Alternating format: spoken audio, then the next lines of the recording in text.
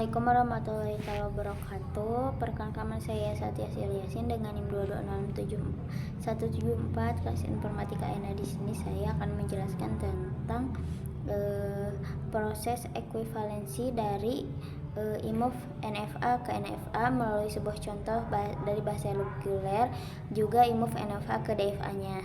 Nah, untuk tahapan-tahapan ekuivalensi IMUF NFA ke NFA itu yang pertama itu kita buat tabel transisi untuk IMUF NFA semula.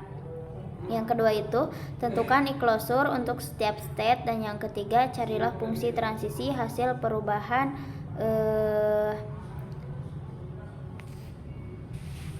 perubahan dari delta dari IMUF NFA ke NFA dengan rumus delta aksen sama dengan e-closure dalam kurung delta dalam kurung lagi e-closure state lalu inputan. Nah, setelah itu berdasarkan hasil dari nomor 4, lalu kita akan membuat tabel transisi dan diagram transisi dari NFA dari hasil ekuivalensi. Nah, yang kelima itu tentukan state akhir NFA, yaitu state akhir yang semula ditambah dengan state yang e-closure-nya menuju ke salah satu dari state akhir. Nah, di sini itu udah ada gambar IMUF NFA ya. Di sini ada 4 state, yaitu E, C, A, dan W dengan state awal itu E dan state akhirnya itu W. Nah, untuk E itu dikasih IMUF masuk ke C, dan C dikasih A masuk ke A, dan A dikasih B masuk ke W.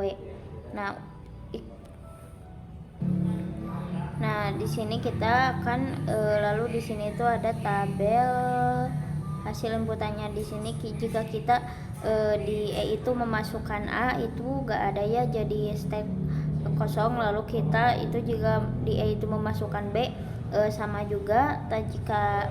Jika C itu dimasukkan A, diberi inputan A, maka akan masuk ke state A. Lalu jika C dikasih inputan B, maka masuknya ke state kosong. Begitu juga jika A itu dikasih inputan A, maka akan masuk ke state kosong. Lalu A itu dikasih inputan B, maka akan masuk ke state akhir, yaitu W. Nah, di sini itu dari NFA itu kita buat NFA IMUF di atas, jadinya itu ada kayak gini.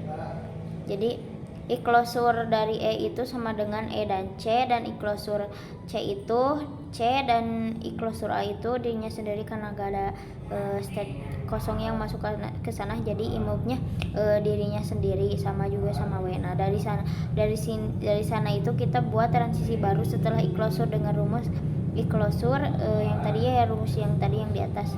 Nah, kita dapatnya itu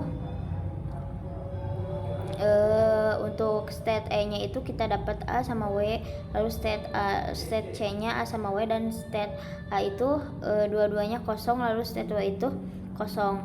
Nah, lalu kita itu membuat diagram transisi dari NFA hasil ekuivalensi. Nah, diagram transisinya kayak gini. Kalau E itu dikasih A ke A ya, habis itu C dikasih A ke A, kalau kan dari tabel e-closure yang ini ya. Terus E dikasih W itu sama dengan B, E dikasih B itu sama dengan W, dan C dikasih B itu sama dengan W. Nah, habis itu kita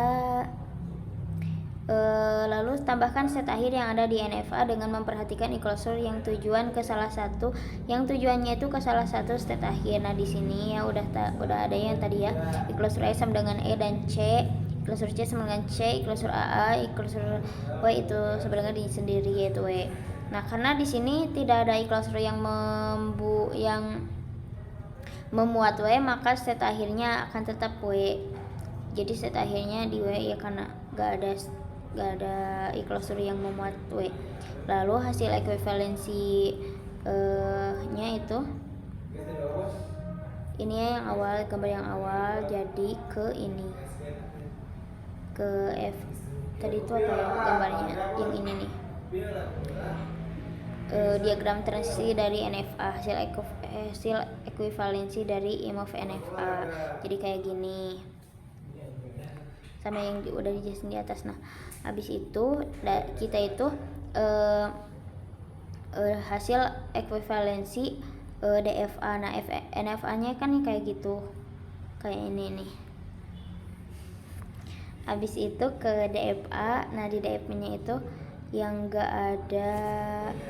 Nah ya, jadi kita itu mindahin NFA itu yang tadi yang kayak gini ke DFA-nya menjadi hasilnya seperti ini. Jadi E itu kalau dikasih inputan A ke A, lalu A itu kalau dikasih inputan A atau B ke state kosong, dan E itu kalau dikasih inputan B ke W, lalu W itu kalau dikasih A sama B ke state kosong. Nah, sekian penjelasan dari saya. Mohon maaf bila ada kesalahan.